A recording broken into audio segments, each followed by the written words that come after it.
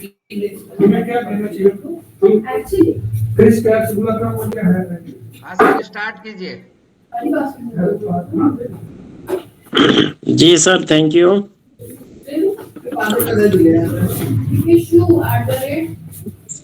SG college and hospital of naturopathy in yoga, Indian yoga federation and UP naturopathy and yoga teachers and physician association के संयुक्त तत्वावधान में virtual mode पर राष्ट्रीय naturopathy day celebrate करने के लिए हम लोग सभी लोग वर्चुअल मोड पे आज उपस्थित हैं। जितने भी लोग इस कार्यक्रम के हिस्सा हैं, सबका मैं हार्दिक स्वागत करता हूं। आज के मुख्य अतिथि प्रोफेसर सोहन राज तातेल सर हैं। आप देश के प्रख्यात शिक्षाविद हैं। आपका योग दर्शन, जैन दर्शन, प्राकृतिक चिकित्सा, शिक्षा, गांधी दर्शन और मानवीय मूल्य इत्यादि अनेकानेक विषयों पे आपका मौलिक चिंतन है और कम से कम आपकी 150 किताबें होंगी मेरे ख्याल से, और सैकड़ों की संख्या में रिसर्च पेपर आपके पब्लिश हुए होंगे और नेशनल और इंटरनेशनल लेवल की तमाम तरह की संस्थाओं से आप जुड़े हुए हैं। आप सिंघानिया यूनिवर्सिटी जो राजस्थान में है उसके पूर्व कुलपति भी आप रह चुके हैं। आपका वर्चुअल मोड पे हार्दिक स्वागत, अभिनंदन और वंदन है सर। अगले हमारे वक्ता हैं मेरे परम स्नेही आदरणीय हरि हृदय अवस्थी सर। आप बनारस हिंदू यूनिवर्सिटी बीएचयू में एनाटॉमी विभाग में पहले विभागाध्यक्ष रह चुके हैं। अब आप वहाँ पे सीनियर प्रोफेसर हैं। यूजीसी का जो नया आया है सीनियर प्रोफेसर का डिजिग्नेशन, आप सीनियर प्रोफेसर के रूप में तैनात हैं। आपके भी दर्जनों रिसर्च पेपर पब्लिश हो चुके हैं, कई किताबें आपकी हैं और योग और आयुर्वेद में आपने तमाम लोगों को एमडी और पीएचडी कराया है। रिसर्च का आपके पास लंबा अनुभव है।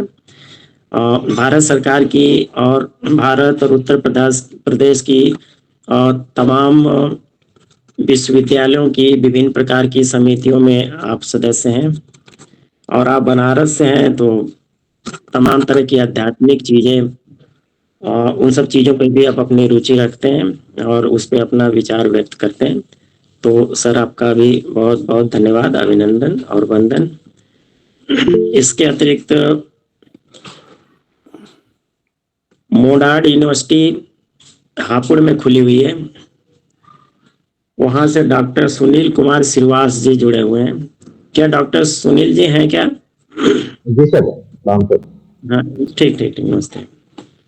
तो आपका भी एक संक्षिप्त वक्तव्य होगा। आप वहाँ पे मोनाड यूनिवर्सिटी में योगा डिपार्टमेंट है, उसके आप एचओडी हैं, तो आपका भी संबोधन होगा। इसके अलावा doctor Rajiv Rastogi, assistant director naturopathy, central council of research in yoga and naturopathy, ministry of Ayush, government of India के सहायक निदेशक पद से अभी आप सेवानिवृत्त हुए हैं। कुछ समय पे वो भी जोड़ने वाले हैं, तो उनका भी छोटा छोटा सबका व्याख्यान होगा। इसके अलावा जितने भी योग और प्राकृतिक चिकित्सक हैं, शिक्षक हैं, इंडियन योग फेडरेशन के मेंबर, पदाधिकारी और योग प्राकृतिक चिकित्सा में रुचि रखने वाले डॉक्टर राजीव रस्तोगी सर जुड़ गए हैं। सर आपका मैं हार्दिक स्वागत करता हूं। इससे आधा मिनट पहले आप ही के बारे में सर मैं सूचना दे रहा था। मेरी आवाज मिल रही है sir Rastogi sir?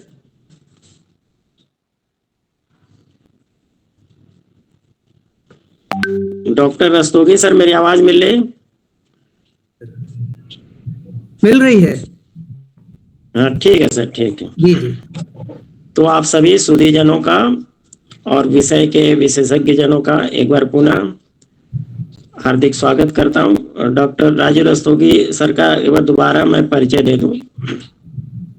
Doctor Rajiv Rastogi sir बहुत ही सरल हृदय के व्यक्ति हैं और भारत सरकार के आयुष मिनिस्ट्री के अंतर्गत केंद्रीय योग एवं प्राकृतिक चिकित्सा अनुसंधान परिषद है, जो भारत सरकार की एक बॉडी है, जनकपुरी में इसका दफ्तर है।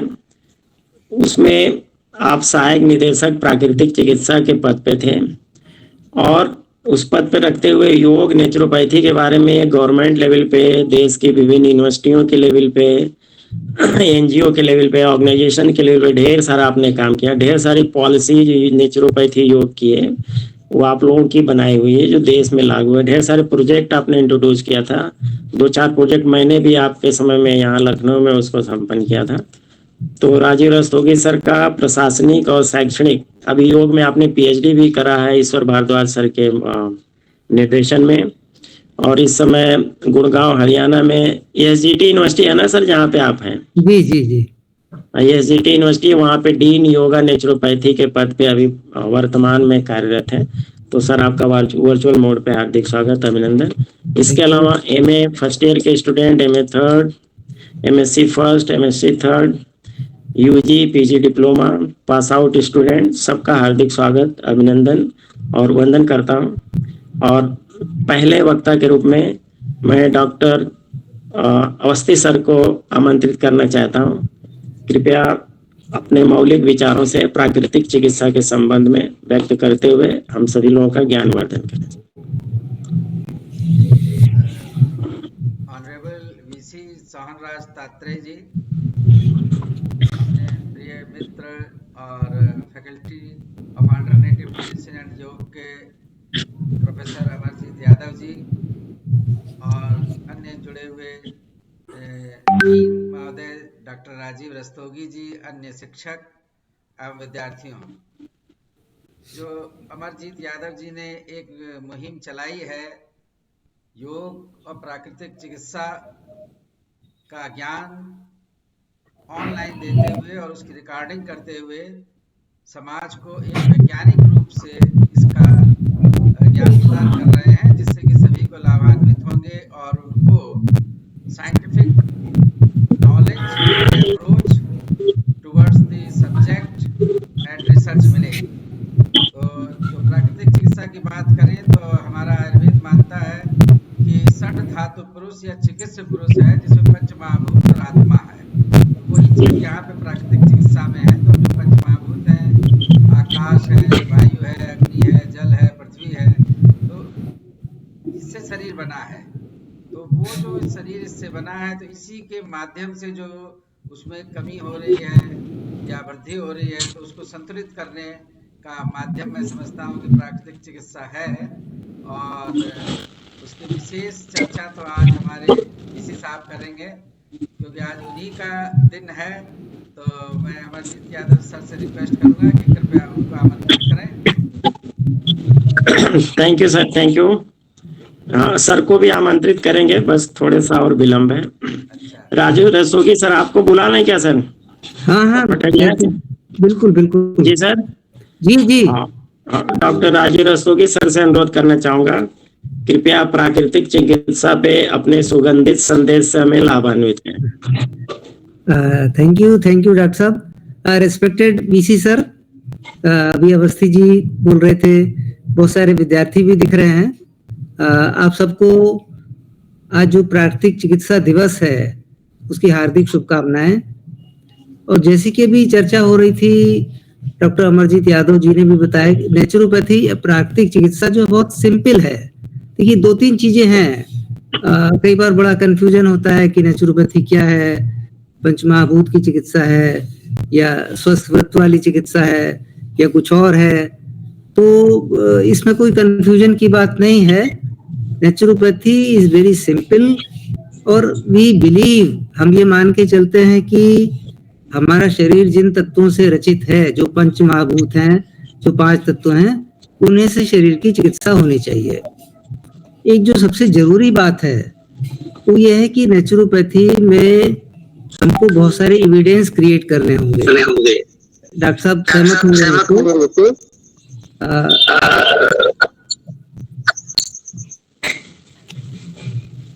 कि कोई भी सिस्टम तभी सरवाइव करता है जब उसमें एविडेंस मिलते हैं। और नेचुरोपैथी की फील्ड में जो भी लोग काम कर रहे हैं, भले वो विद्यार्थी हों, चिकित्सक हों या पॉलिसी मेकर्स हों या स्कॉलर्स हों, उन सबकी ये महत्वपूर्ण जिम्मेदारी है कि we have to create evidences. When I was in council, जब मैं काउंसिल में था तो हमने बहुत सारे रिसर्च प्रोजेक्ट किए। मैं एक दो प्रोजेक्ट का आपको रेफरेंस दूंगा। हमने एम्स में, All India Institute of Medical Sciences में एक प्रोजेक्ट किया with the help of doctor Manchanda ji, SC Manchanda. उस समय वो कार्डियोलॉजी के हेड थे। आप सब लोगों ने डीन ऑर्निश का नाम सुना होगा, जो हार्ट की जो प्रॉब्लम है उसको रिवर्स करने के लिए बहुत माहिर माने जाते हैं। तो जो हमारा प्रोजेक्ट था वो 1 साल का प्रोजेक्ट था। उसमें डॉक्टर मनचंदा साहब थे, हम लोग थे, और अध्यात्म साधना केंद्र एक है दिल्ली में, आप में से बहुत से लोग जानते होंगे, वो थे। तो हमने 42 पेशेंट्स का एक ग्रुप लिया। 21 पेशेंट ऐसे थे जिनको बाईपास सर्जरी एडवाइस की गई थी डॉक्टर्स द्वारा, और 21 ऐसे थे जो मेडिसिन पे थे।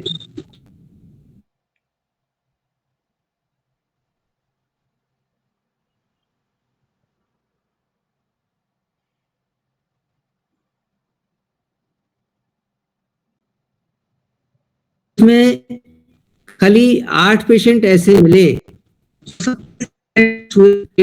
ये हुआ वो हुआ दोनों ग्रुप का, और 8 पेशेंट ऐसे मिले जिसमें से एक पेशेंट था जिसको फर्दर एडवाइस की गई थी, फर्दर मतलब जिसको इस तरह की जरूरत पड़ी। तो कहने का मतलब ये कि अगर हम एविडेंस क्रिएट कर पाएंगे नेचुरोपैथी के सपोर्ट में तो वो सिस्टम को डेवलप करने में और सिस्टम को एस्टैब्लिश करने में, देखिए आज की सबसे बड़ी जरूरत है कि हम अपने पैरों को जमाएं। नेचुरोपैथी XYZ बहुत सारी चीजें आ गई नेचुरोपैथी में, एक्यूपंक्चर भी आ गया, एक्यूप्रेशर भी आ गया, और मैग्नेट थेरेपी भी आ गई, लेकिन अभी भी जरूरत है कि हम अपने पैरों को जमाएं और एक अच्छा एक संदेश दें। मैं आयुष मंत्रालय में था तो बहुत सारी मीटिंग्स में जाता था, तो मेरे जॉइंट सेक्रेटरी साहब थे, वो अक्सर इन चीजों को कहते थे कि भाई देखिए रस्तोगी साहब या हमारे जो भी अधिकारी थे, अगर आपको नेचुरोपैथी को पूरे देश में फैलाना है तो आपको 3 चीजें ध्यान में रखनी चाहिए। पहली, अवेलेबिलिटी। अगर आपकी चिकित्सा पूरे देश में लोगों को अवेलेबल है तभी लोग उसका फायदा उठा सकते हैं। तो सबसे पहले आप कोशिश करिए कि आपकी जो चिकित्सा पद्धति है वो लोगों तक अवेलेबल हो, उपलब्ध हो लोगों को।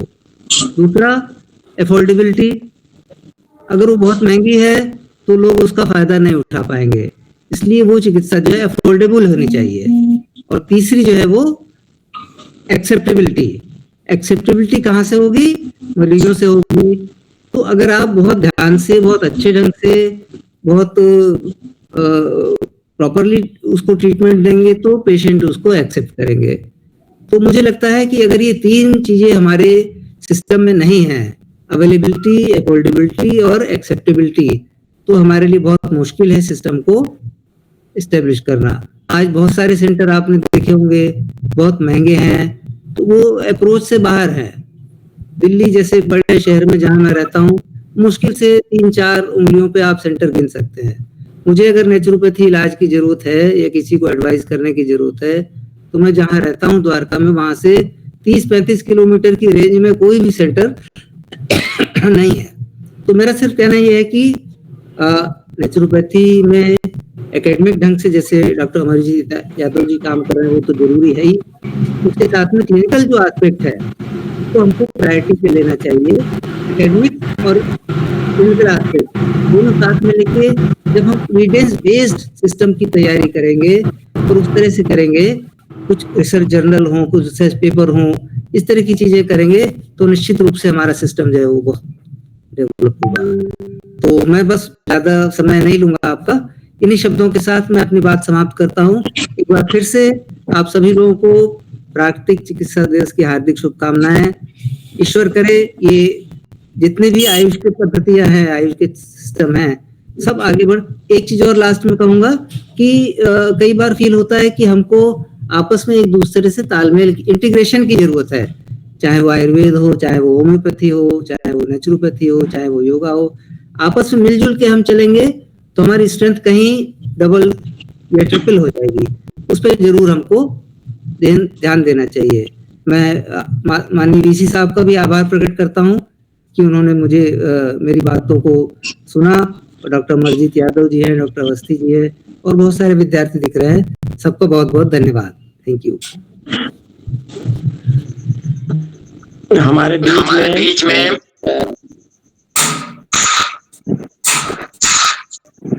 मेरी आवाज आप लोगों को मिल रही? जी सर। हमारे बीच में professor Ashok Kumar Sonkar sir, dean sir भी जुड़ चुके हैं। सर आपका भी वर्चुअल मोड पे हार्दिक स्वागत, अभिनंदन और वंदन है। अगले क्रम में मैं आमंत्रित करना चाहूंगा मोडार्न यूनिवर्सिटी योगा डिपार्टमेंट के हेड श्री सुनील कुमार श्रीवास जी को। कृपया विषय पे अपने विचार व्यक्त करें। धन्यवाद सर, धन्यवाद। सबसे पहले तो आप सभी को विश्व प्राकृतिक दिवस की हार्दिक शुभकामनाएं। और इस मौके में जैसा कि डीसी सर उपस्थित हैं, राजीव सर, अवस्थी सर भी हैं, और मेरे बड़े भाई स्वरूप और मेरे मार्गदर्शक डॉक्टर अमरजीत यादव सर हैं, और विभिन्न विद्वान जुड़े हुए हैं। श्रोताओं को मेरा नमस्कार। सर का आदेश हुआ, संक्षिप्त आमंत्रण पर मुझे आना पड़ा, इसके लिए मैं आपको बहुत बहुत धन्यवाद देता हूँ सर कि आज विश्व प्राकृतिक दिवस में मुझे इस मंच पर उद्बोधन करने का मौका मिला हुआ है। और वर्तमान समय आप देख ही रहे हैं, बिल्कुल परिवर्तन का समय चल रहा है, और कोविड के बाद की स्थिति तो बड़ी ही गंभीर है। और इस बीच में प्राकृतिक चिकित्सा एक औषधि या फिर यूं कहें संजीवनी बूटी की तरह हमारे बीच में उपस्थित हुई है, क्योंकि कोविड टाइम में हमने देखा है कोई औषधियां नहीं थी, कोई मेडिसिन नहीं थी, एलोपैथी आयुर्वेद। उस समय हमें प्राकृतिक चिकित्सा ही एक ऐसे संजीवनी रूप में प्राप्त हुई जो हमें कोविड से कई सारी समस्याओं से, कोविड जैसी सारी समस्याओं से हमें निजात देने में सहायक हुई है। प्राकृतिक चिकित्सा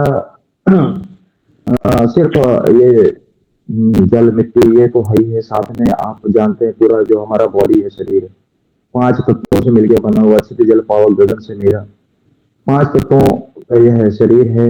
और इन 5 तत्वों से ही प्राकृतिक चिकित्सा के माध्यम से जो उपचार होता है। इसके अलावा आयुर्वेद है, एक्यूप्रेशर है, ट्यूमर थेरेपी, ये भी सब प्राकृतिक चिकित्सा के अंतर्गत ही आ जाते हैं। इसके लिए जैसे कि आप 2000 भारत सरकार ने एक NPCDS प्रोग्राम चालू किया था, कई राज्यों में, लगभग 6 राज्यों में चालू किया 2015 से। राजीव सर को या पता होगा, अमरजीत सर को ही ज्ञात है।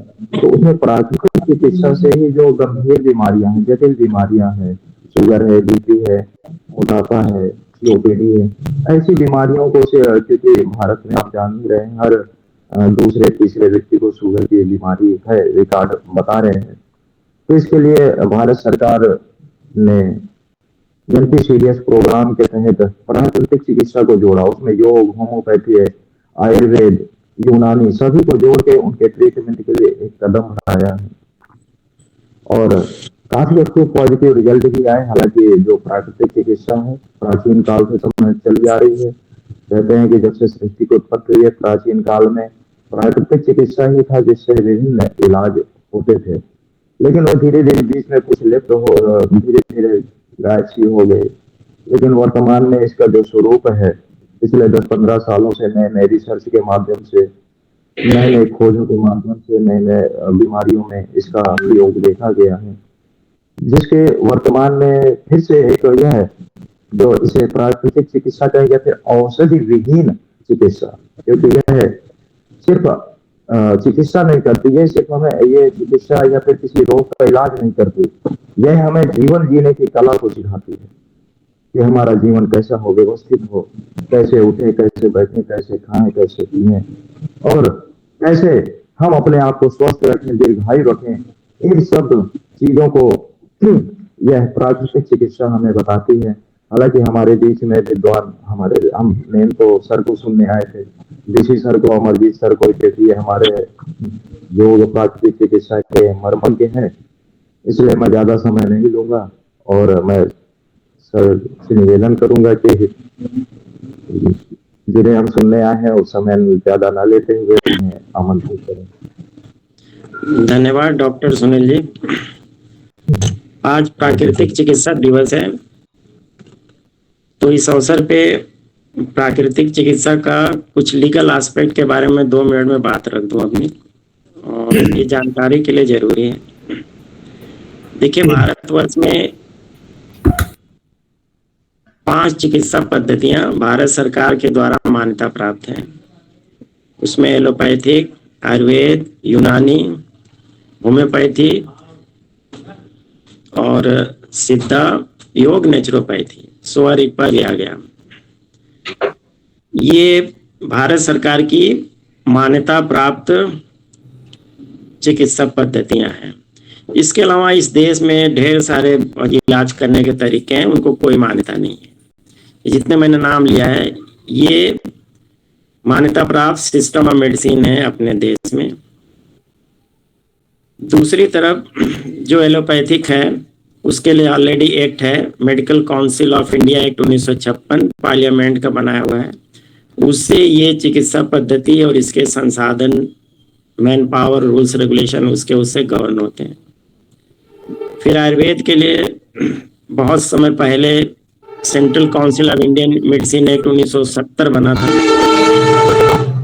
उससे फिर आयुर्वेद और यूनानी चिकित्सा पद्धति गवर्न होती थी। अभी सरकार ने इसका एक नेशनल कमीशन, इसको मर्ज करके नेशनल कमीशन बना दिया है, वो एक्ट है, उससे फिर वो गवर्न होती है। उधर होम्योपैथिक जो सिस्टम है, central council of homeopathic act 1973 से गवर्न होती है। उसके सारे प्रावधान उत्तर प्रदेश सहित पूरे देश में लागू होते हैं। इसके बाद योग प्राकृतिक चिकित्सा है, इसका सरकार के द्वारा कोई एक्ट नहीं बनाया गया, ना भारत सरकार में ना अपने यहाँ उत्तर प्रदेश सरकार में। तो क्या हुआ कि जितने भी इससे पहले मैंने जो सिस्टम ऑफ मेडिसिन बनाया उसको सरकारी संरक्षण मिला, कानून का संरक्षण मिला, कानून के द्वारा वो कवर्ड हो गई। इसलिए सरकारी स्तर पे और स्वास्थ्य सेवाओं में उनको जोड़ लिया गया और उसमें जॉब आने लग गए, उसमें रिसर्च होने लगे और ढेर सारी एक्टिविटीज उससे संबंधित होने लगी। मगर योग नेचुरोपैथी को इसका कोई एक्ट नहीं बन पाया, केंद्र में भी नहीं और स्टेट में भी नहीं। तो प्रश्न ये उठता है कि ये चिकित्सा पद्धति मान्यता प्राप्त चिकित्सा पद्धति है, जिस तरह से आयुर्वेद है, यूनानी है, होम्योपैथिक है, तो इसका एक्ट या कानून, कायदा, बोर्ड, डायरेक्टेड, ऐसी चीजें क्यों नहीं हो पाई? वो इसलिए नहीं हो पाई कि इसमें सरकारी स्तर पे जो कानूनी प्रावधान होना चाहिए चिकित्सा पद्धति को डेवलप करने का, वो चीजें नहीं हो पाई। फिर इधर हम लोगों ने उत्तर प्रदेश में प्रयास किया है और एक बहुत ही लंबा प्रयास है, बिना हारे, बिना थके, बिना निराश हुए, धैर्य के साथ, उत्साह के साथ, ऊर्जा के साथ। तो इधर रिस्पॉन्स है, इसका बोर्ड बनाने की बात हो रही है। जितने भी पास आउट हैं और जो पढ़ रहे हैं उनके पास आउट होने के बाद उनके रजिस्ट्रेशन की बात, इस संबंध में मैंने हाई कोर्ट में मुकदमा भी किया था। फिर उस मुकदमे को जीता गया, फिर सरकार में उसको हम लोगों ने सबमिट किया, तमाम कमेटी बनी, सब मोटी मोटी बात बता उसको करके अब इस लेवल पे हम लोग आ गए कि सरकार भी, उत्तर प्रदेश सरकार भी महसूस करती है कि इसका बोर्ड होना चाहिए और जो भी लोग पढ़ रहे हैं या पढ़ के निकलने वाले हैं या पढ़ चुके हैं उनको एक लीगल संरक्षण मिलना चाहिए उनके काम को। तो इस दिशा में अब सरकार सोचने लगी है। मैं समझता हूँ कि जल्द ही, समय तो नहीं बता पाएंगे, तमाम कमेटियों से हम जुड़े हुए हैं, तो मुझे एक अंदाजा है कि जल्द ही, मगर समय नहीं बता सकते, मगर जल्द ही इसमें 2 से 2.5 साल या मतलब 2 साल के अंदर एक नई सूचना और नया चीज आ सकती है, जिससे हमारे काम को, जो भी हम काम कर रहे हैं उसको लीगैलिटी प्रदान होगी, जो हमारे फ्यूचर के लिए और जो संस्थान, यूनिवर्सिटी, विश्वविद्यालय, कॉलेजेस इसमें काम कर रहे हैं उनके भी फ्यूचर के लिए अच्छा होगा। तो इस तरह की सारी चीजें। दूसरा एक और सूचना दे दें, हर साल हम लोग 30 नवंबर और 1 दिसंबर को योग नेचुरोपैथी से संबंधित नेशनल सेमिनार करते हैं। इस साल का सेमिनार 19वां सेमिनार है और 30 दिसंबर और 1 दिसंबर को ही लगातार करते हैं और ये लगातार 19-20 साल से हो रहा है, कभी भी ब्रेक नहीं हुआ। तो इस साल भी हम लोग कर रहे हैं। लखनऊ विश्वविद्यालय का फैकल्टी ऑफ योग एंड अल्टरनेटिव मेडिसिन के मेन बैनर तले ये कार्यक्रम होगा लखनऊ यूनिवर्सिटी के सेकेंड कैंपस के विश्वकर्मा सभागार में, जो इंजीनियरिंग फैकल्टी में स्थित है। आप सभी लोग उसमें पार्टिसिपेट्स करें। आप, जैसा कि मैं लगातार साल भर से कह रहा हूँ, अपना रिसर्च पेपर आप तैयार करें। सबको हम लोग अवसर देंगे आपका रिसर्च पेपर वहाँ पे प्रस्तुत करने का, और उसका रजिस्ट्रेशन भी ओपन है। आप लोग रजिस्ट्रेशन भी करा लें। जो लोग ऑनलाइन नहीं करा सकते वो ऑफलाइन विश्वविद्यालय में आ जाएं, वहाँ पे मैंने व्यवस्था बनाई है, वहाँ के करा सकते हैं। कल जो लोग संडे है विश्वविद्यालय नहीं आ सकते तो मैं अलीगंज में रहूँगा 3 बजे से, वहाँ आके अपना करा सकते हैं। या कोई असुविधा होती है तो आप हमें फ़ोन करें तो वो चीज़ें कर पाए। आप एकेडमिक एक्टिविटीज़ का हिस्सा बने और अपने आप को भी एकेडमिक, जैसा राजू रस्तोगी सर ने कहा, एकेडमिक ढंग से आप अपने आप को डेवलप करें। ये समय है नॉलेज का, ज्ञान का। जिसके पास नॉलेज नहीं है और टाइम मैनेजमेंट नहीं है और लाइफ मैनेजमेंट नहीं है, वो जिंदगी में फेल होने वाला है और सफलता से दूर ही रहेगा और हैप्पीनेस से भी दूर रहेगा। तो जीवन का हैप्पीनेस का इंडेक्स बढ़ाने में भी ये सब चीज़ें महत्वपूर्ण है। स्वास्थ्य के संरक्षण और फिर बीमारी को दूर करने में भी सब सारी चीज़ें बहुत ही सुंदर है। शुद्ध विचारों के उत्पादन के लिए ये सब जो भी सिस्टम है प्राकृतिक चिकित्सा का, वो बहुत ही सुंदर है। और प्राकृतिक चिकित्सा से इस देश के बड़े बड़े विद्वान और बड़े बड़े राजनेता, बड़े बड़े फिलोसफर और बड़े बड़े शिक्षक जुड़े रहे हैं। बाबू राजेंद्र प्रसाद, महात्मा गांधी, दीनसा मेहता, नेताजी सुभाष चंद्र बोस, अन्ना हजारे, मोरारजी देसाई, बड़े बड़े नाम हैं जो इससे जुड़े रहे हैं। मगर दुर्भाग्य कहिए या सौभाग्य कहिए या जो भी आप कहना चाहो, मगर इसका जितना विकास होना चाहिए उतना विकास नहीं हो पाया। मगर हम सभी लोग प्राकृतिक चिकित्सा योग के विद्यार्थी हैं, तो धैर्य के साथ सबका सम्मान करते हुए विनम्रता से काम करते रहने की जरूरत है। और सफलता विनम्रता, धैर्य, ईमानदारी के काम करने के एवज में परिणाम में होता है कि रिजल्ट हमेशा बेहतर मिलता है। तो अगले क्रम में आज के मुख्य अतिथि प्रोफेसर सोहनराज तातेर सर, पूर्व कुलपति सिंघानिया विश्वविद्यालय राजस्थान से अनुरोध करना चाहूँगा प्राकृतिक चिकित्सा विषय पे अपने मौलिक विचार प्रस्तुत कर हम सभी को लाभान्वित करें। सर। चंदे, मेरी आवाज आ रही है? जी सर, आ रही। बहुत चंदे सुन मलयरा आईचे सुअयं पयासयरा सागर वर गंभीरा सिद्धा सिद्धिं मम दिशन्तु सिद्धा सिद्धिं मम दिशन्तु। भक्त ने भगवान से प्रार्थना की कि मेरा जीवन ऐसा बनाओ कि मैं अंतिम क्षण तक परोपकार करता हुआ मुक्ति को प्राप्त हो। अंतर्राष्ट्रीय प्राकृतिक चिकित्सा दिवस के ऊपर आयोजकों के प्रतिनिधि श्री अमरजीत जी यादव ने जो आज मुझे ये अवसर दिया, तो उनसे जुड़ी हुई समस्त संस्थाओं के प्रति मैं अपनी कृतज्ञता ज्ञापित करता हूं। और आज मुझे बड़ी प्रसन्नता है कि मौलिक विषय पर मैं मौलिक चिंतन दे रहा हूं। मैं इस आज के इस दिन पर सबसे पहले प्रकृति मां, जिससे हमारा जन्म हुआ है, उसको बार बार नमन करता हूं। और प्राकृतिक चिकित्सा दिवस के ऊपर मैं साइंटिफिक एस्पेक्ट, फिलोसॉफिकल एस्पेक्ट, योगिक एस्पेक्ट, सोशल एस्पेक्ट, सभी एस्पेक्ट्स को रखता हुआ मैं आपको ये बताना चाहूंगा कि प्रकृति से प्राकृतिक चिकित्सा बनी है, जिससे सीधी हमारी प्रकृति मां जो हमको जन्म देने वाली है, जो चिकित्सा करती है, वो प्राकृतिक चिकित्सा कहलाती है। इसमें कोई बिचौलिया नहीं।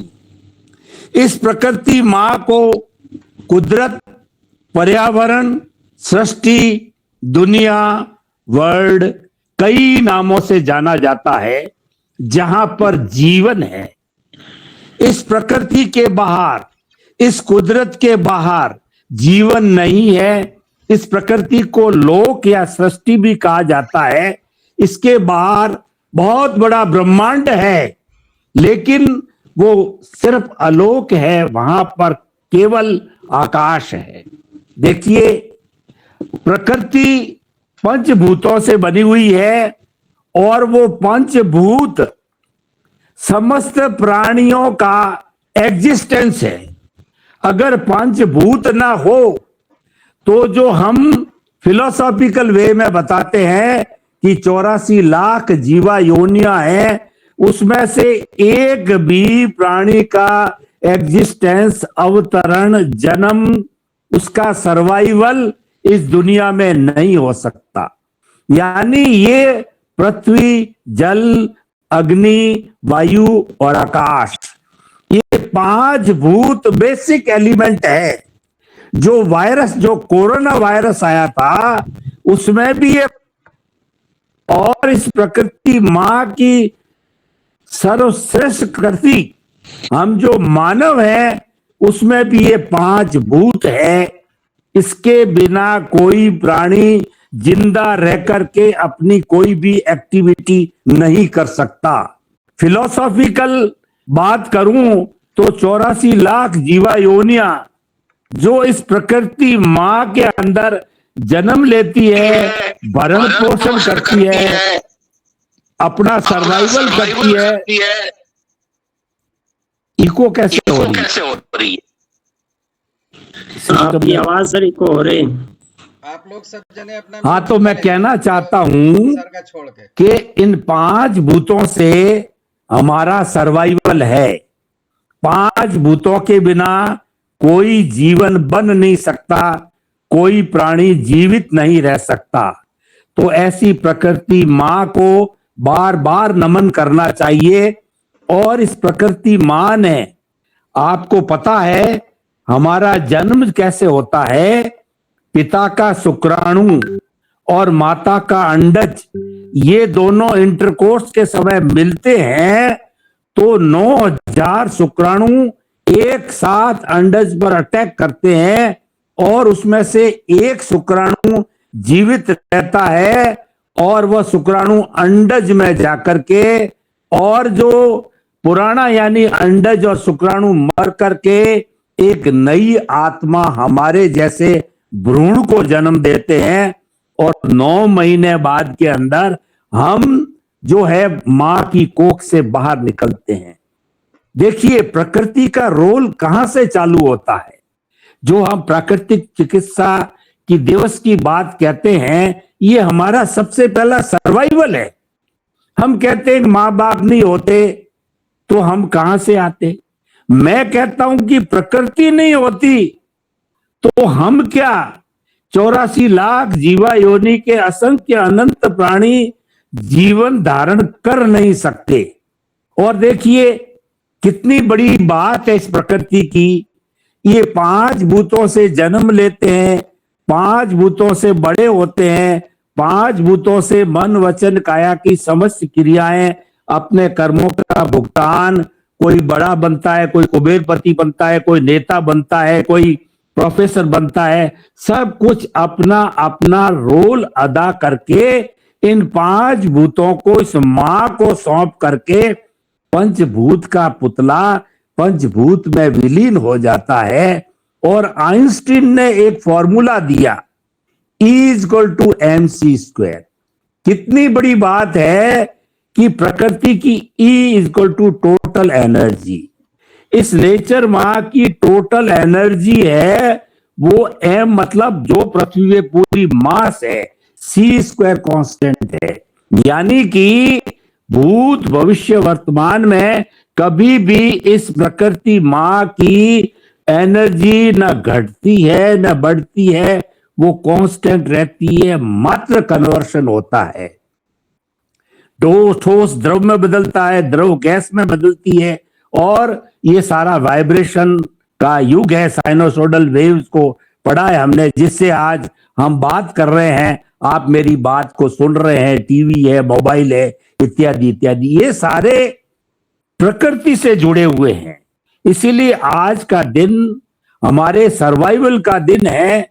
हमें कभी भी प्रकृति माँ को चैलेंज नहीं करना चाहिए, प्रकृति का बॉस नहीं बनना चाहिए। माँ को बच्चा किस तरीके से समर्पित होके चलता है, हमें समर्पित होके चलना चाहिए। ये माँ जब हमको जन्म देती है तो यही कहती है कि मैं तुझे 100 साल की उम्र देके भेज रही हूं, बस तुम्हें मेरे नियमों का पालन करना है। प्राकृतिक नियमों को पालन करते हैं तो व्यक्ति 100 साल जिंदे रहते हैं, लेकिन हम जब अप्राकृतिक बन जाते हैं, अननेचुरल बन जाते हैं और इन 5 बेसिक एलिमेंट्स की अवमानना करते हैं, तब जो है हम बीमार पड़ते हैं। यानी देखिए कितनी बड़ी साइंटिफिक बात है कि आज 5 भूतों को संतुलित रखो, और आपको बताना चाहते हैं कि चाहे एलोपैथी हो, चाहे होम्योपैथी हो, चाहे सिद्धा हो, चाहे नेचुरोपैथी हो, ये सारे ये सप्लीमेंट्स देते हैं 5 भूतों से। Vitamin A, vitamin B, vitamin C, vitamin D, vitamin E, vitamin F, ये सप्लीमेंट्स सारे नेचर माँ के हैं, क्योंकि हमने इनका यूज बराबर नहीं किया। हम एसी में बैठे रहे, हमने व्यायाम नहीं किया, योगा नहीं की, मेहनत नहीं किया और खुली हवा में घूमे नहीं, तब हम बीमार पड़े। अब देखिए ये जो 5 भूत है, जो कि आज का मेन विषय है, इन 5 भूतों को मैं आपको स्पिरिचुअल पॉइंट ऑफ व्यू से बताना चाहता हूं कि वेदों के अंदर, उपनिषदों में, आरण्यक में, स्मृति में, त्रिपिटक में और जो आगम है, जितने भी ग्रंथ है, उसके अंदर इनकी पूजा की गई है।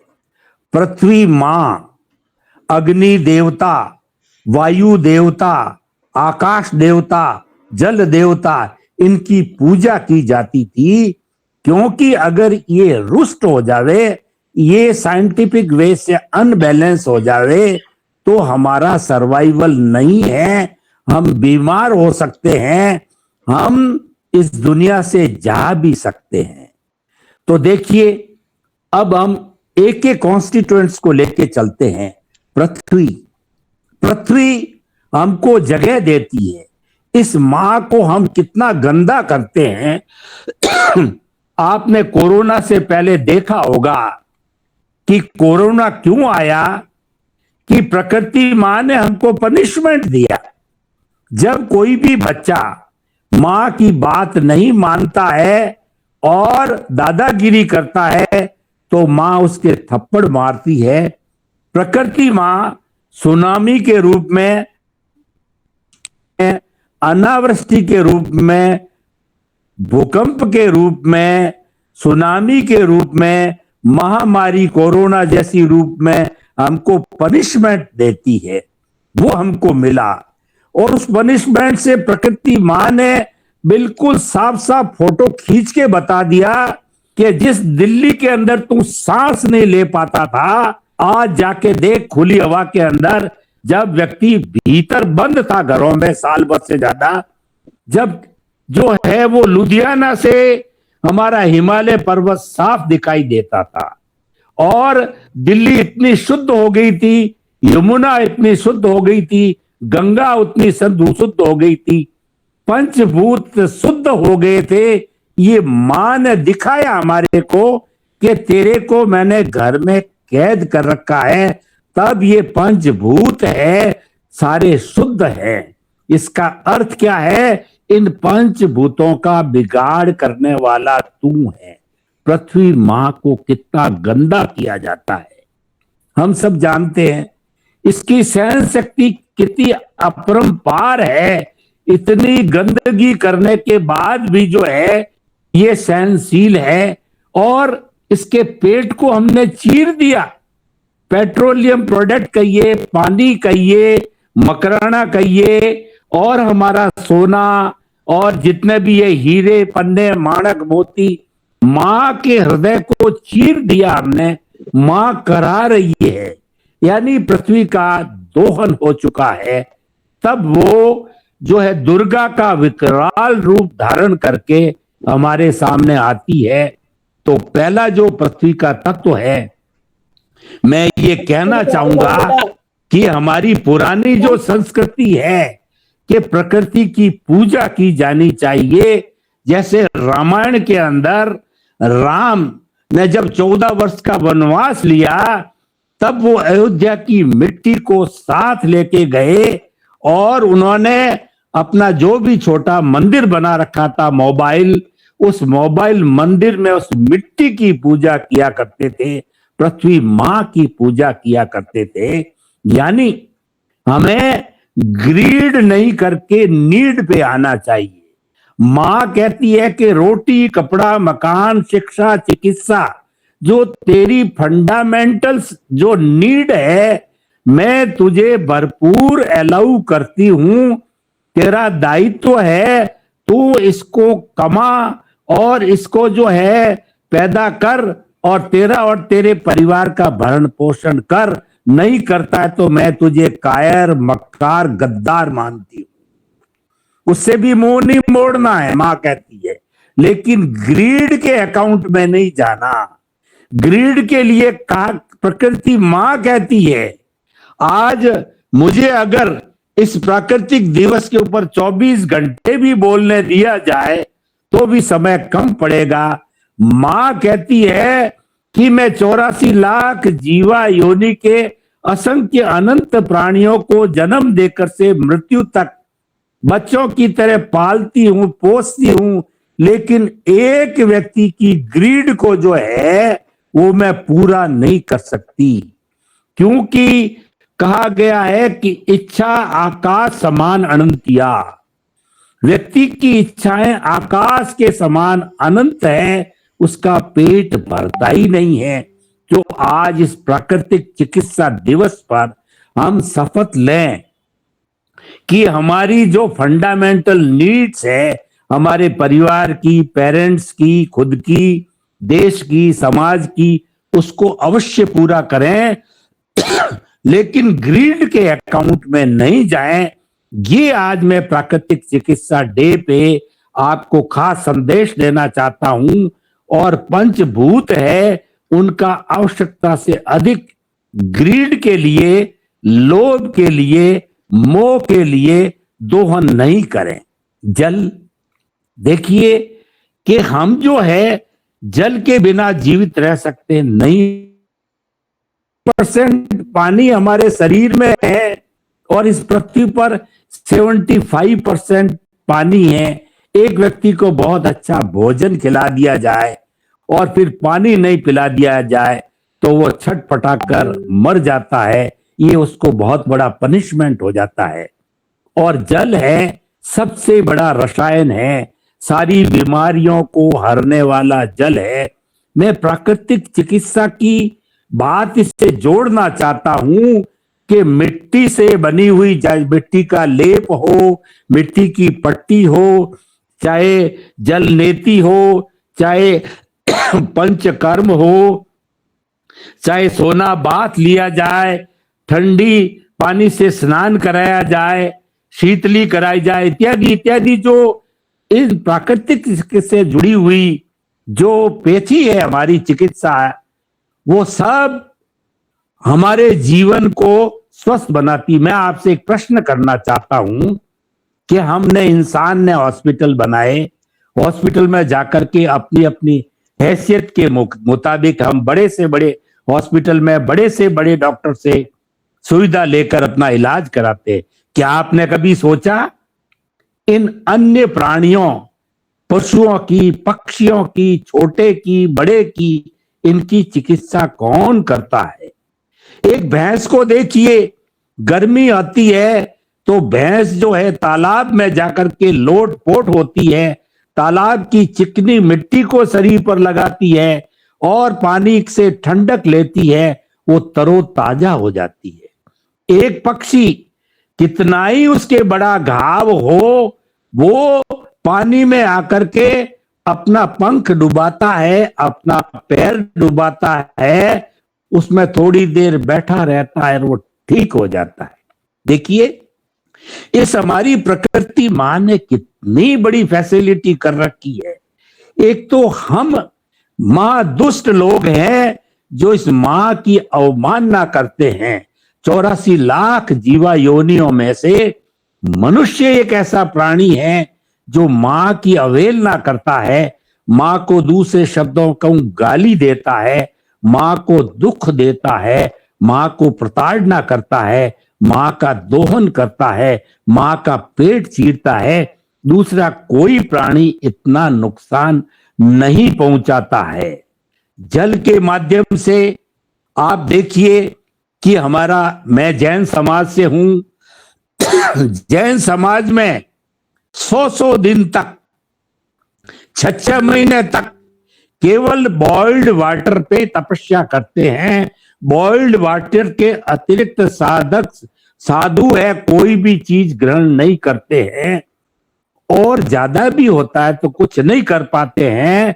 तो छाछ के ऊपर जो आंच आती है, छाछ बिल्कुल पतला पानी, उससे वो 6 महीने तक तपस्या करते हैं।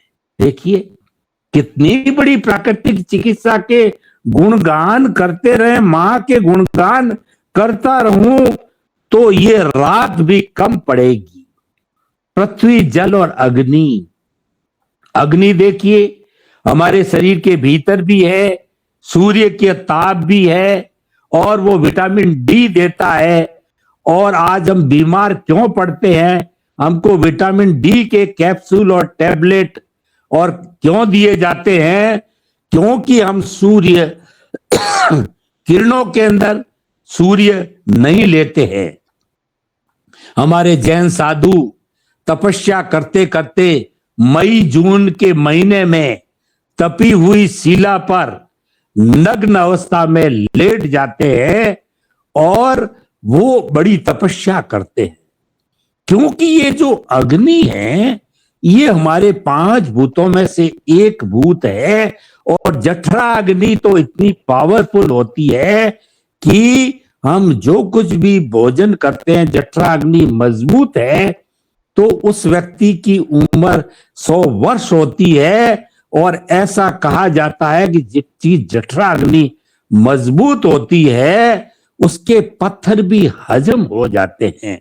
और अग्नि ये नेचुरोपैथ और आयुर्वेद वाले और नेचुरोपैथ से जुड़ी हुई जो एक्यूप्रेशर है, एक्यूपंक्चर जो आजकल इनसे जुड़ गए हैं नेचुरोपैथी से, वो सब जानते हैं कि जब शरीर की अग्नि मंद पड़ जाती है तो हम निर्बल हो जाते हैं, यहां तक कि हमारी मृत्यु भी हो जाती है। तो ऐसे अग्नि देव को नमन करना चाहिए, और 5 भूतों में से किसी की न तो अवहेलना करनी चाहिए और न अतिरिक्त दोहन करना चाहिए। और मैं आपको एक बात बताना चाहता हूं कि हमारे वैज्ञानिक दृष्टिकोण में वैज्ञानिक लोग कहते हैं कि 2 महायुद्ध लड़े गए, तीसरा महायुद्ध लड़ा जाएगा, वो पानी के लिए लड़ा जाएगा। आज देखिए कितने बच्चों का खूब न्यूट्रिशन के अभाव में, शुद्ध पानी के अभाव के अंदर जो है लाखों करोड़ों आज विश्व के अंदर बच्चे मर रहे हैं, बुजुर्ग मर रहे हैं, क्योंकि पानी का पॉल्यूटेड बहुत ज्यादा कर दिया। आप गंगा को देखिए, गंगा की सफाई करने में करोड़ों अरबों रुपए लगते हैं, जबकि गंगा का पवित्र जल तो कहा जाता है अंतिम समय में गंगा जल दिया जाना चाहिए। ऐसा पवित्र, पर इंसान ने अपने लोभ के वशीभूत होकर के उसी में चमड़ा, उसी में केमिकल्स, उसमें टॉक्सिन्स डाल करके इसको इतना गंदा कर दिया कि ये पीने लायक नहीं रहा। और जो लोग जो कलर से जुड़े हुए कारखाने हैं, वो आपको बताना चाहता हूं कि वही कलर केमिकल वाला जितना भी पानी है, वो मैं वाटर वर्क्स का इंजीनियर भी हूं, चीफ इंजीनियर रिटायर्ड हूं, तो वही पानी परकोलेट होता होता हमारे कुओं में, हमारे जो नदियों में, नालों में, समुद्र में और हमारे जो नहरों के अंदर आता है, इतना पानी को पॉल्यूटेड कर दिया है। आज कोई भी चीज, व्यक्ति स्वस्थ रहना चाहता है, पर कैसे रहे? क्योंकि 5 भूतों को व्यक्ति ने अपने लोभ के वशीभूत होकर के इसको पॉल्यूट कर दिया। तो आज जितने लोग हम ये बात सुन रहे हैं, ये इस मां की हम पूजा करें, मां के बेसिक 5 एलिमेंट्स जिससे ये बनी है, जिस कॉन्स्टिट्यूशन है, उन सब की पूजा करें, उनकी अवहेलना न करें, उनका दोहन न करें। एक बात मैं आपको बताना चाहता हूं कि हमारी नेचर मां का कॉन्स्टिट्यूशन तो ये 5 बेसिक एलिमेंट है, और यही नेचर, कुदरत ही सारे ब्रह्मांड का संचालन करती है। एक फिलोसॉफिकल एस्पेक्ट बताना चाहता हूं, मैं डिटेल में नहीं जाऊंगा।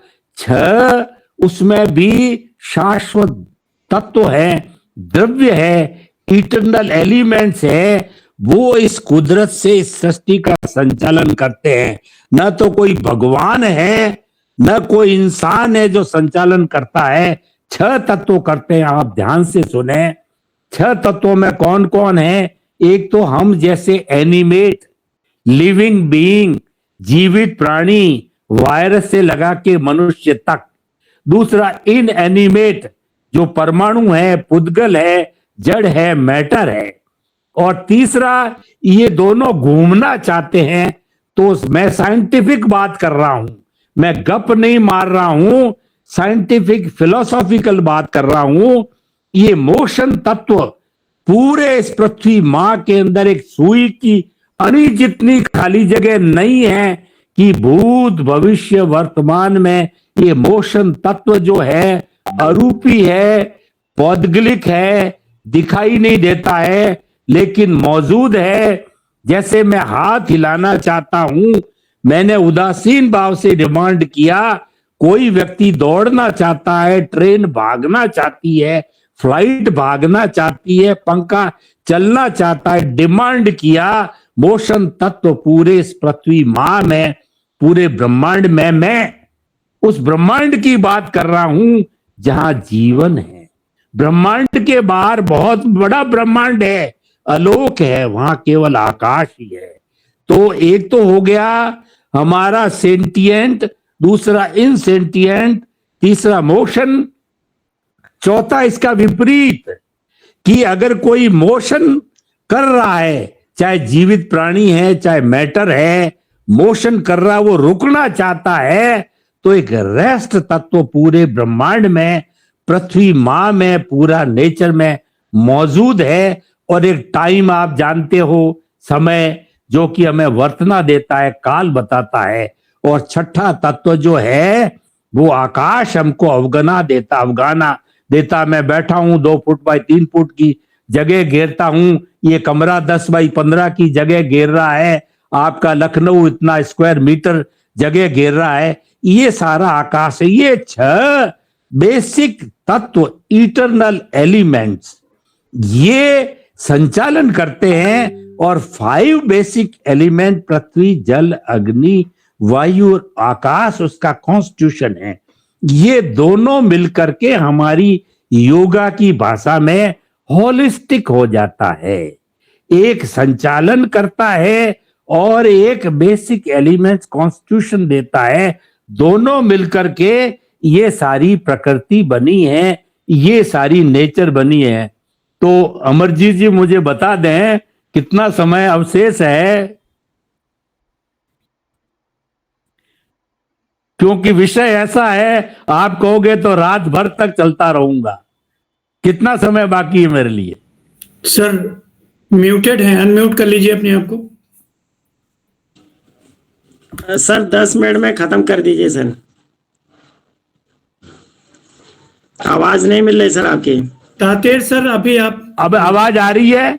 जी अब आ रही सर, ये कह रहा था 10 मिनट में खत्म कर दीजिए सर। हाँ जी, हाँ जी, 10 मिनट में मेरी बात को मैं खत्म कर रहा हूं। इसको मैं कुदरत कहता हूं, और जो मैंने कम से कम 15,000 एपिसोड्स जो है नेशनल इंटरनेशनल लेवल पर दिए, पूरे विश्व के 50 कंट्रीज के 5,000 लोग डेली सुनते हैं। मैं 50 कंट्रीज का नाम और 5,000 का डाटा बोल रहा हूं, वो दे रहा हूं। मेरा कॉन्सेप्ट भी आज का ही कॉन्सेप्ट है। कुदरत, कुदरती कानून और कुदरती रचना से शाश्वत सुख यानी परमात्मा बनना। यानी मैं ये कहना चाहता हूं, इस नेचर माँ के ऊपर, इस कुदरत के ऊपर कोई नहीं है, क्योंकि ये न हो तो आज हम यहां नहीं होते, हम जन्म नहीं लेते, हम बात नहीं कर पाते। तो हम चल रहे थे पृथ्वी जल अग्नि, अब वायु में आता हूं। तो वायु है, उसमें थेसेक्स नाम के जो है जीवाणु होते हैं। और ये जैन फिलोसॉफी को मैं बताना चाहता हूं कि Jain philosophy is 100% eco friendly.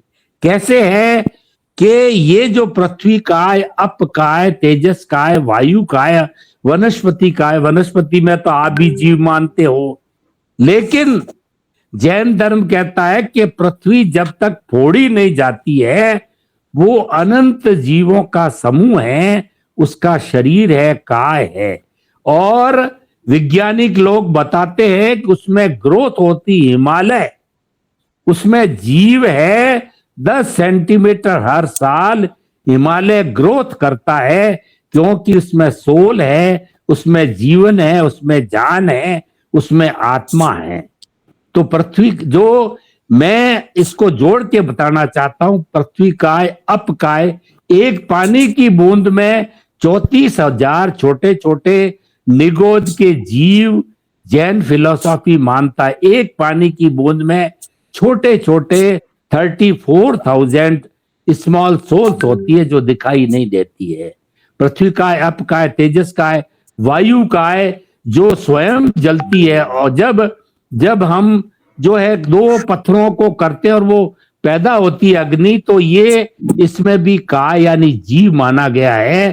पृथ्वी का है, अप का है, तेजस का है, वायु का है, में थेसेक्स नाम के वायरस होते हैं। और वनस्पति आप जानते हो।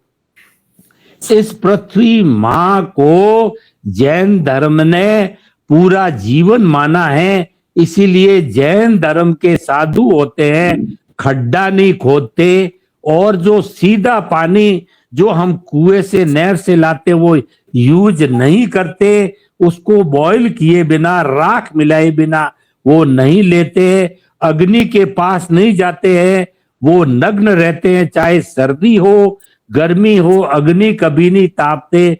और मुंह के पट्टी बांधते हैं, ताकि कि इस वायुमंडल के अंदर थेसेक्स नाम के जो जीव है मरे नहीं। और वनस्पति को सब जीव, सर जगदीश चंद्र बसु ने तो बहुत पहले ही प्रूव कर दिया था। तो इस तरीके से जो हमारी प्राकृतिक चिकित्सा दिवस है, वो आज हमें ये प्रेरणा देता है। और हम योग और नेचुरोपैथी के विद्यार्थी हैं, तो हम भगवान में विश्वास करते हैं। योग भारत की कृति है। योग को हमारे ऋषियों ने, मुनियों ने, जब से सृष्टि बनी, देखिए एक बात मैं और बताना चाहता हूं कि जब से प्राणी का निर्माण हुआ, अमीबा आया, छोटा से छोटा मनुष्य तो ग्रोथ होते होते बहुत लेट आया। जब से सृष्टि बनी है, तब से ये नेचुरोपैथी उसकी अभिन्न बेटी रूप में, बेटा रूप में, एक सिक्के के दो पहलू के रूप में साथ, यानी सृष्टि को, प्रकृति को, नेचुरोपैथी को अलग नहीं किया जा सकता है।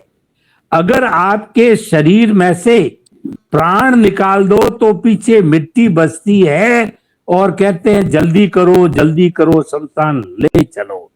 उसी तरह से सृष्टि में से प्रकृति को निकाल दिया जाए, पंचभूतों को निकाल दिया जाए, तो सृष्टि का अस्तित्व शून्य हो जाता है।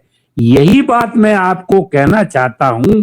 जे ब्रह्मांडे ते पिंडे, जे पिंडे ते ब्रह्मांडे, यानी जो इस प्रकृति मां में 5 भूत है, अगर कोई व्यक्ति इस पूरी प्रकृति इतनी बड़ी है उसको नहीं देख सकता, नहीं जान सकता, तो एक मानव शरीर को जान ले, तमोगुण, सत्वगुण और रजोगुण तीनों को जान ले। ये तीनों ही प्रकृति जो है के गुण हैं, यानी इसीलिए मनुष्य को सर्वश्रेष्ठ प्राणी कहा गया है। एक नेचर ने एक सुंदर कृति बना करके भेजा है सृष्टि के ऊपर कि इससे बढ़िया मेरे पास में कोई भी कृति हो नहीं सकती। तो जब हम इस सृष्टि की सुंदर से सुंदर कृति है, इस मां के सुंदर से सुंदर बेटे बेटी है, और उसी मां को दुख देते हैं, उसी मां को गंदा करते हैं, उसी पीने योग्य जल को गंदा करते हैं, वायु को गंदा करते हैं, आकाश को कार्बन डाइऑक्साइड छोड़ छोड़ करके हमारी खुद की कहिए। मैं आपको एक बात कहना चाहता हूं कि ये पेड़ पौधे वनस्पतियां नहीं होती तो हम मर जाते। हमारी अभी विज्ञान ने कोई भी ऐसी फैक्ट्री नहीं बनाई है जो ऑक्सीजन निर्मित कर सके।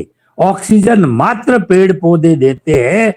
पीपल का पेड़ 24 आवर्स जो है ऑक्सीजन देता है, तभी उसकी पूजा की जाती है, और वो हमारी कार्बन डाई जो ऑक्साइड को लेकर के अपना भोजन बना करके और सिंथेसिस करके और वो हमको ऑक्सीजन देती है। तो वो उनकी कृतज्ञता हमारे पर कितनी है। वो हमको कंदमूल देते हैं, भोजन देते हैं, उनका एहसान तो हम कभी भूल नहीं सकते। इस प्रकृति मां से छोटे वायरस भी हमारे उपयोगी हैं और अनुपयोगी दोनों ही हैं। अनुपयोगी तब होता है जब हम बदमाशी करते हैं, बाकी सभी प्राणी उपयोगी होता है। सांप अगर जा रहा है, आप नहीं छोड़ोगे तो वो अपने जीवन के हिसाब से आयुष्य के अधीन जी रहा है, वो आपको तकलीफ नहीं पहुंचाएगा। मेरा समय हो रहा है, तो आज इस प्राकृतिक चिकित्सा दिवस पर मैं आपको एक फंडामेंटल छोटी बात, आपका बड़ा भाई जो कि 80 साल की उम्र का हूं और आप हमारी वाणी सुन रहे हो। लोग कहते हैं जब आप बोलते हो तो 80 साल के लगते नहीं हो, और ईश्वर की कृपा से, इस पृथ्वी मां की कृपा से एक शब्द के ऊपर आधा घंटे के बाद 5 मिनट का विश्राम लेकर के एक शब्द के ऊपर 2 घंटे तक उसकी साइंटिफिक, फिलोसॉफिकल, सोशल सारी समीक्षा जो है की जा सकती है। ये तो ईश्वर का वरदान है। तो आप लोगों ने मेरे को सुना, समय दिया, और अमरजीत जी तो मेरे छोटे भाई के रूप में ही हैं। लगभग 20 साल से मैं इनसे जुड़ा हुआ हूँ। एकेडमिक हमारा साथ चलता रहता है, मेरे बच्चे की तरह है, और मैं तो इनको आशीर्वाद देता हूँ कि ये खूब जिए और योग और प्राकृतिक चिकित्सा की सेवा करते रहे, और उसमें जितना बन पड़ता है मैं भी अपना सहयोग हर तरीके से करता रहता हूं। तो आप सभी विद्वत गणों के भीतर विराजमान शुद्ध आत्मा भगवान को निर्दोष दृष्टि से दर्शन कर आप सभी को नमन करता हूं। माँ तो कहती है हर प्राणी में वही भगवान में है, जो राम में है, कृष्ण में है, आप में है, मेरे में है, कीड़े में है, मकोड़े में, सब में वही है। उसमें भगवान बनने की अर्हता है, लेकिन अपने अपने कर्मों के कारण अलग अलग पंचभूतों का ये शरीर मिला है। तो हमारा जब पंचभूतों का शरीर जब तक अवस्थित है, आयुष्य का दिन समाप्त नहीं हो, तब हम परोपकार करते रहे, प्राणी मात्र के प्रति भी बुरे भाव नहीं रखें। बुरा करना बहुत बड़ी बात है। बहुत माँ कहती है किसी के प्रति बुरा विचार, बुरा भाव भी मत रखो। आप सभी को प्रणाम करता हुआ मैं मेरी वाणी को विराम दे रहा हूं। आपके प्रति मंगल भावना, सद्भावना की योग घर घर पहुंचे। प्राकृतिक चिकित्सा भी हमारे पूर्व जो वक्ता गणों ने कहा, अवेलेबिलिटी होनी चाहिए। हमको धीरज नहीं है, हम फटाफट जो इलाज चाहते हैं। जब एलोपैथी डेवलप हो गई, धीरज रखें तो जड़ से समाप्त करने वाली हमारी ये प्राकृतिक की चिकित्सा माँ हाजिर है। उसका उपयोग हमें अधिक से अधिक अवेलेबल करा के करना चाहिए। आपके प्रति मंगल भावना। ओम शांति। बहुत बहुत धन्यवाद सर। आपने नेचुरोपैथी प्राकृतिक चिकित्सा के दार्शनिक और वैज्ञानिक पक्ष और डायरेक्ट उसका जीवन से किस तरह से संबंध है, इन सारे बिंदुओं पे सर आपने विचार व्यक्त किया।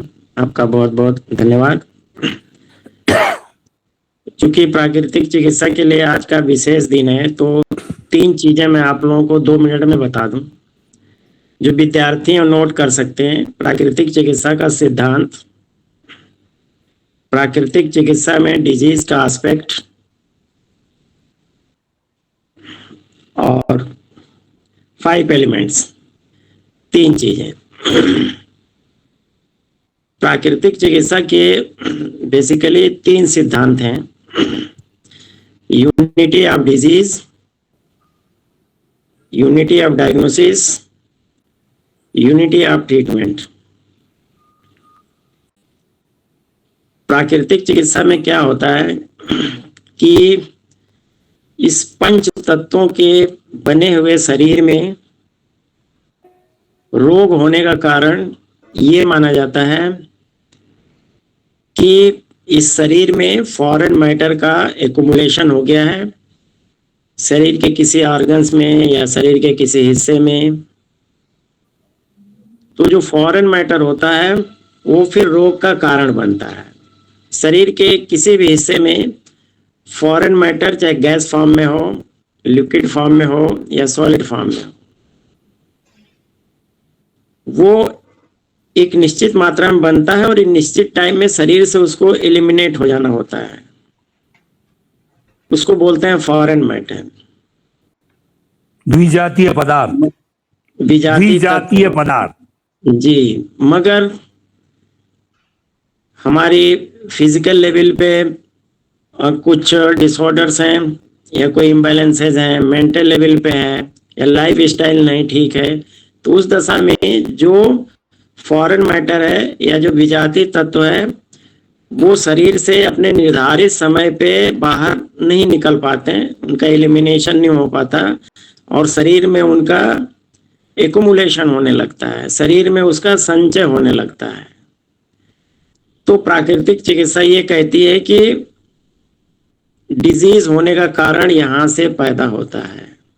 देखिए, ऐसे भी सीधी सादी बात है कि किसी भी व्यक्ति के शरीर में बैक्टीरिया, वायरस, फंगस, फला का इन्फेक्शन तभी हो सकता है जब उस संबंधित शरीर में उस बैक्टीरिया, वायरस या पैथोजेंस के डेवलप होने का चांस रहे। डेवलप होने का चांस है नहीं तो फिर वो पनप नहीं पाएगा, कॉलोनी नहीं बन पाएगा, इन्फेक्शन नहीं कर पाएगा। और नेचुरोपैथी ये कहता है कि जिसके शरीर में फॉरेन मैटर का डिपोजिशन होता है उसके शरीर में फिर बैक्टीरिया, वायरस या किसी प्रकार के इन्फेक्शन होने के ज़्यादा चांस होते हैं, क्योंकि उस समय यदि आपके शरीर में या हमारे शरीर में या किसी के भी शरीर में फॉरेन मैटर का एक्युमुलेशन है तो जाहिर है शरीर की जो सेल्फ हीलिंग सिस्टम है, शरीर की स्वतः ठीक होने की जो शक्ति है, पावर है, वो कमजोर होने लगती है और फिर ढेर सारे इन्फेक्शन का और डिजीज का फिर वो कारण बनती है। लंबा नहीं बोलेंगे, आगे सुनिए। दूसरा है यूनिटी ऑफ डायग्नोसिस। नेचुरोपैथी में डायग्नोसिस करने के 2 तरीके हैं। एक है फेशियल एक्सप्रेशन, उसको बोलते हैं मुखाकृति विज्ञान। शरीर में रोग होने के उपरांत या यूं कह लें शरीर में फॉरेन मैटर का संचय होने के बाद चेहरे सहित पूरे शरीर में होने वाले परिवर्तनों को देख के जो डायग्नोसिस करते हैं उसको बोलते हैं फेशियल एक्सप्रेशन, मुखाकृति विज्ञान। इस पे लुई कुनर ने बहुत काम किया था, उनकी ढेर सारी किताबें। फिर अगला यूनिटी ऑफ ट्रीटमेंट, जो तीसरा और महत्वपूर्ण सिद्धांत है प्राकृतिक चिकित्सा का। इसका मतलब ये होता है कि प्राकृतिक चिकित्सा में रोग का इलाज नहीं होता, रोग का इलाज कतई नहीं होता, रोगी का इलाज होता है। मतलब ट्रीटमेंट एज ए होल, पूरे रोगी का इलाज होता है। मतलब शरीर का शोधन किया जाता है, परिशोधन किया जाता है, शरीर को स्वच्छ किया जाता है। उसके लिए फिर नेचुरोपैथी में तमाम तरह की टेक्निक्स है। तो कोई भी रोग शरीर में ही है तो शरीर को ठीक कर लिया जाए या रोगी को ठीक कर लिया जाए तो रोग तो अपने आप एलिमेंट हो जाएगा ना। तो इसका ये तीन इसके बेसिक सिद्धांत हैं। इसमें अंदर भी बहुत थ्योरी है। दूसरा मैंने बताया डिजीज एस्पेक्ट। जैसे मॉडर्न आप देखोगे तो acute disease, chronic disease, infection वाले डिजीज, डिजेनरेटिव डिजीज। नेचुरोपैथी ये कहता है कि जो एक्यूट डिजीज है, जो तीव्र रोग है, जैसे सीजन अभी बदल रहा है तो जुकाम 2 दिन के लिए हो गया, या अचानक आपको लूज मोशन हो गया, या एक दिन लगातार 10-20 आपको छींके आने लग गई, या पसीना होने लगा किसी दिन, लगातार नहीं, एक समय विशेष पे। तो ये क्या है? ये नेचुरोपैथी कहता है कि ये शरीर के शोधन की नेचुरल प्रक्रिया है जो शरीर में आवश्यकता अनुसार चलती रहती है। हमको क्या है कि जुकाम हो गया तो अभी जुकाम हुआ और अगले मिनट फिर हम गोली खा लेते हैं। मैं एक एग्जांपल दे रहा है, ऐसी 50 तरह की घटनाएं शरीर में होती हैं जो एक्यूट डिजीज के रूप में। तो गोली आपने खा लिया। तो नेचुरोपैथी सिद्धांत ये कहता है कि जो सिम्टम्स आपके अंदर आए आपके शरीर के शोधन के लिए, या किसी बैक्टीरिया को रिमूव करने के लिए, या उसकी ताकत को रिमूव करने के लिए, या कमजोर करने के लिए, उस कुदरती विधान को आपने कोई ड्रग्स लेके, कोई मेडिसिन लेके ब्रेक कर दिया। तो क्या होता है, जो एक्यूट डिजीज है फिर वो धीरे धीरे क्रॉनिक डिजीज में चेंज हो जाता है। अच्छा, फिर अब जब डिजीज हो गया तो आजकल का ट्रीटमेंट का फंडा क्या है कि घुटने में दर्द हो रहा है, सपोज कर लीजिए, तो आप डॉक्टर्स पास जाओगे तो एक हड्डी वाले डॉक्टर्स उसके एक्सरे करेंगे, सारी चीजें जबकि होनी चाहिए, फिर वो पेन किलर और तमाम चीजें देंगे। फिर आपने पेन किलर 5 दिन 10 दिन खा लिया तो आपका पेट खराब हो गया। तो आप कहोगे कि सर ये घुटने का दर्द तो ठीक है, दवा खा रहे हैं, मगर पेट मेरा खराब हो गया। तो अब क्या है, फिर डॉक्टर कहेगा कि आप गैस्ट्रो वाले को दिखा लो। फिर गैस्ट्रो वालों को आपने दिखाया तो उन्होंने 2-4 दवाई लिख दी। उसके बाद कुछ दिन बाद आपकी सांस फूलने लगी, तो कैसे आप सांस फूलने लगी तो कहेंगे अच्छा चेस्ट में आप दिखा लीजिए, तो 2-3 दवाई चेस्ट वाले ने लिख दिया। तो क्या हुआ कि आप 10-20 दवाएं खाने लग गए। और उसका कारण कहाँ था? एक्यूट डिजीज, जो कुदरती तमाम चीजें शरीर में एक साइकिल के रूप में हुआ करती हैं। कहना मैं ये चाहता था कि कुदरत की भाषा मौन होती है।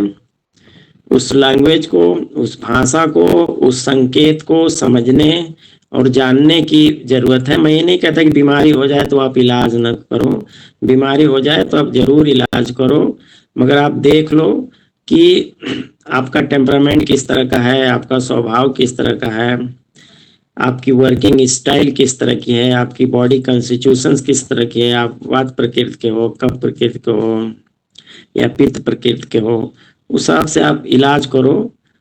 तो नेचुरोपैथी में जब आप इलाज करने चलोगे तो नेचुरोपैथी में डिजीज के एस्पेक्ट में कहा जाता है हीलिंग क्राइसिस का एक सिद्धांत है। आप जल चिकित्सा से या मिट्टी चिकित्सा से या सूर्यकिरण चिकित्सा से या उपवास से या वायु स्नान से या जल चिकित्सा से आप किसी का इलाज करते हैं तो इलाज के दौरान उसकी जो तकलीफ है कुछ समय के बाद बढ़ जाती है। तो इसको डिजीज के एस्पेक्ट में नेचुरोपैथी में बोला जाता है हीलिंग क्राइसिस, उभार का सिद्धांत।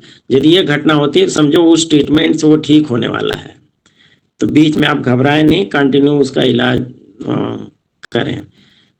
तो इस तरह से जो महामारी के रूप में तमाम तरह के डिजीज हैं, कुछ तो डिजीज ऐसे हैं जो दवा खाने के कारण हो रहे हैं, कुछ तो डिजीज ऐसे हैं कि हमने अपना लाइफ स्टाइल आर्टिफिशियल कर दिया है, मतलब कृत्रिम बना लिया है, फॉल्टी बना लिया है, उसके कारण डिजीज हैं। तो ये सब तमाम व्यवस्थित और सुंदर जीवन शैली अपने अंदर आप प्रस्तुत करें, तमाम बीमारियों से आप बच सकते हैं।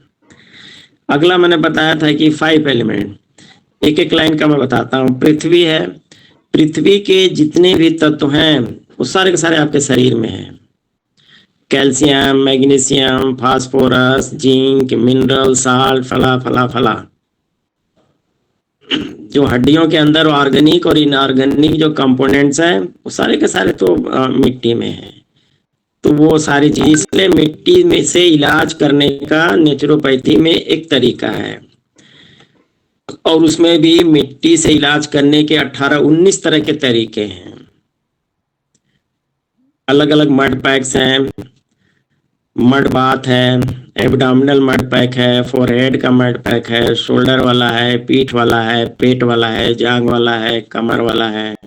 उसकी टाइमिंग्स हैं, और लाल मिट्टी से फला चीज का इलाज होता है, काली मिट्टी से फला चीज का इलाज होता है, बालू वाली मिट्टी से फला वाला डिजीज का इलाज होता है। ये सब सारी चीजें नेचुरोपैथी में बेहतर ढंग से बताई गई हैं। काली मिट्टी का केमिकल कंपोजिशन क्या है, लाल का क्या है, पीली का क्या है, बलुई मिट्टी का क्या है, ये सब सारी चीजें। और मिट्टी को तैयार करने का एक साइंटिफिक तरीका है, उसके बाद ही मिट्टी को उपचार में लाया जाता है। कहीं की भी मिट्टी उपचार के लायक नहीं है, उसका एक तरीका है।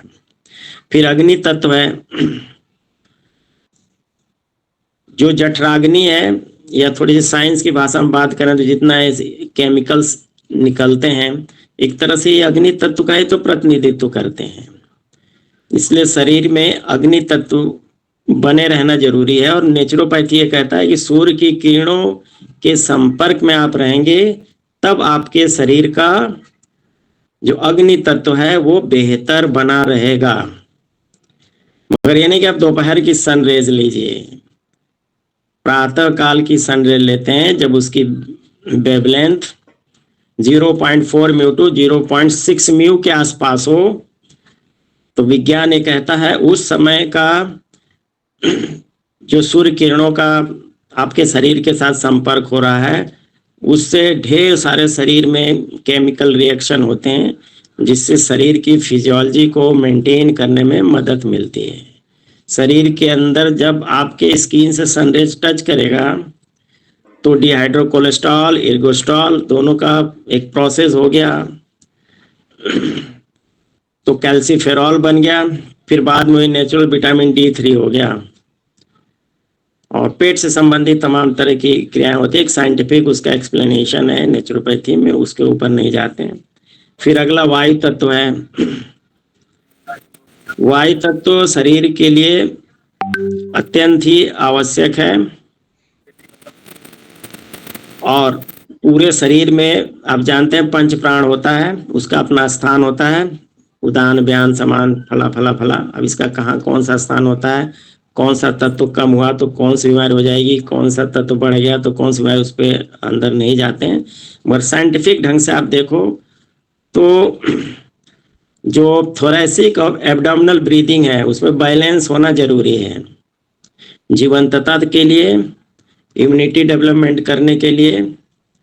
दूसरा जो योगिक ब्रीदिंग साइंस है, दूसरे शब्दों में जो प्राणायाम का अभ्यास है, उसका अभ्यास हम करते हैं तो बेहतर ढंग से हम रेस्पिरेटरी मैकेनिज्म जो शरीर में होता है उसको बेहतर ढंग से उसका मैनेजमेंट कर सकते हैं, और उसके एवज में शरीर की रोग प्रतिरोधक क्षमता को उच्च स्तर तक ले जा सकते हैं। मगर आज के समय में थोड़ा सा असंभव तो नहीं है, मगर थोड़ा उसमें एहतियात बरतने की जरूरत है। जैसे क्या है, आजकल डॉक्टर लोग क्या करते हैं, जो शरीर का फेफड़ा है उस पर रिसर्च करते हैं, होना भी चाहिए, मगर हम कहते हैं कि लंग्स पे, शरीर के लंग्स पे रिसर्च ठीक है, मगर पृथ्वी के फेफड़े पेड़ पौधे हैं। एक बार और मैं दोहराऊं, पृथ्वी के फेफड़े पेड़ पौधे हैं। तो ये पेड़ पौधे ठीक नहीं रहेंगे तो शरीर का भी फेफड़ा कभी भी नहीं ठीक रहेगा। तो वो संरक्षण करने की बात है। इसके अलावा आकाश तत्व है हमारे शरीर में, उसका एक अपना स्थान है। और आकाश तत्व स्वास्थ्य को बनाए रखने में, रोगों से बचाव में उसका एक अपना महत्वपूर्ण भूमिका है। फिर पानी, जल, शरीर में 70, 72, इवन 75% के आसपास पानी है। और पानी से डाइजेशन से संबंधित जो भी हार्मोन्स हैं, काइम्स हैं, एंजाइम्स हैं, उसको सिक्रेशन होने में आराम मिलता है। फिर जितने भी हार्मोन्स का सिक्रेशंस होता है, पानी आप बेहतर पीते हैं तो उनके सिक्रेशन में कभी भी अननेचुरल चीज नहीं आ पाती है। ब्लड का सर्कुलेशन अच्छा बना रहता है, लिम्फेटिक सिस्टम अच्छा बना रहता है। अब मान के चलो पूरे शरीर में 70-75% पानी है, तो इसका मतलब उसका पूरे शरीर में बहुत बड़ा योगदान है। तो नेचुरोपैथी में हाइड्रोथेरेपी नाम से एक टेक्निक्स है, इसमें 27-28 तरह का पानी से इलाज करने का तरीका बताया गया है। कभी उस पर चर्चा करेंगे। तो एक बार पुनः आप लोगों को बहुत बहुत धन्यवाद, और लगातार आप लोग 1.5 घंटे जुड़े रहे, आप लोगों को बहुत ही धन्यवाद ज्ञापित करता हूं। और प्रोफेसर तातेर सर का, डॉक्टर राजीव रस्तोगी सर का, प्रोफेसर अवस्थी सर का, और डॉक्टर सुनील जी का, और जितने भी लोग, सबका मैं चेहरा नहीं देख पा रहा हूँ, जितने लोग भी इस वर्चुअल मोड पे जुड़े हुए हैं, सबका हार्दिक स्वागत करता हूँ। और 30 नवंबर और 1 दिसंबर के सेमिनार में आप लोग बेहतर ढंग से पार्टिसिपेट करें। और हर साल एक महत्वपूर्ण आयोजन होता है, उसके आप लोग सहभागी बने, उसकी भागी बने, प्रतिभागी बने। वो आप लोगों का ही प्रोग्राम है, उसको अच्छे से करना चाहिए। धन्यवाद, नमस्कार, प्रणाम। नमस्ते सर। नमस्कार। नमस्ते सर। नमस्ते sir. Thank you sir, thank you. Thank you very much sir. 3 बजे रहेंगे अलीगंज में। जो लोग सेमिनार से संबंधित रजिस्ट्रेशन कराना चाहें, कोई चीज पूछना चाहें, किसी को पेपर लिखने में दिक्कत हो रही हो, तो हमसे आप 3 बजे मिल लोगे। आधा घंटा का लेक्चर रखेंगे, बाकी सेमिनार के बारे में बात करेंगे। कुछ नमस्कार। Okay sir. सर हम आपसे फोन पे बात कर लेंगे, कल हम थोड़ा बाहर है, तो वो कल्चरल प्रोग्राम के लिए उसमें समय पूछना है, बात करना, हम आपको फोन पे बात कर लेंगे। मोनिका जी, वो अकाउंट में जी सर। वो क्या बोलते हैं कि वो कुल गीत और स्वागत गान जी